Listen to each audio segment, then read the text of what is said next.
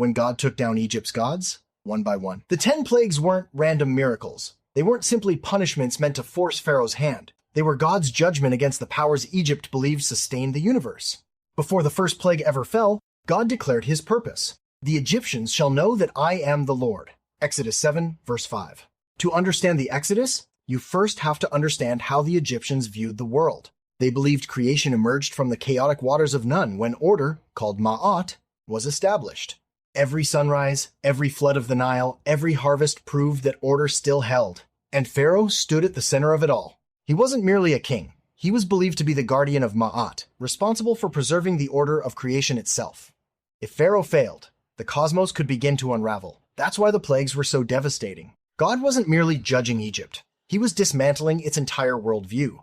The Nile became blood, exposing the impotence of the gods connected to its life-giving waters. Frogs, gnats, flies, disease, boils, hail, and locusts. Each struck areas Egypt believed were protected by its gods. Then came darkness. For 3 days, the sun never rose. Ra, Amun-Ra, Horus, every solar deity was powerless. For Israel, darkness recalled Genesis before God said, "Let there be light."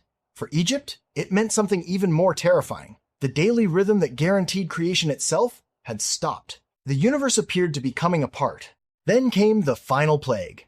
Death entered every home. Even Pharaoh, believed to be the son of Ra and the embodiment of Horus, could not save his own firstborn. The one believed to preserve creation could not even preserve his own household. The gods were silent. Ma'at had failed. This is where one of Egypt's most fascinating ancient texts becomes significant, the admonitions of Ippur. No, it isn't an eyewitness account of the Exodus. Most scholars understand it as an earlier literary lament, describing a world where order has collapsed into chaos. But that's exactly why it matters. It reveals Egypt's greatest fear, a river of blood, darkness, groaning throughout the land. Servants becoming wealthy. Society turned upside down. Now compare that with Exodus. The river becomes blood, darkness covers the land, death fills Egypt, Israel leaves carrying Egypt's silver and gold, Pharaoh's authority collapses. The point isn't that Ippur predicted the Exodus. The point is even more profound. The Exodus brought upon Egypt the very catastrophe its own literature imagined as the collapse of the cosmos. The Bible makes this explicit. In Exodus 12, verse 12, God says, "Against all the gods of Egypt I will execute judgments." And Numbers 33, verse 4 adds, "The Lord executed judgments against their gods."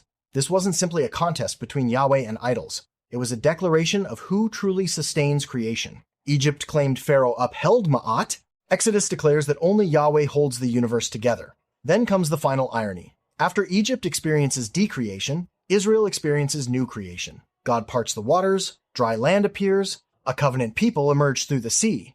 The plagues weren't simply miracles. They were God's declaration that Pharaoh, Ra, and the gods of Egypt never held creation together. The Creator alone rules the waters, the land, the heavens, life, death, and history itself.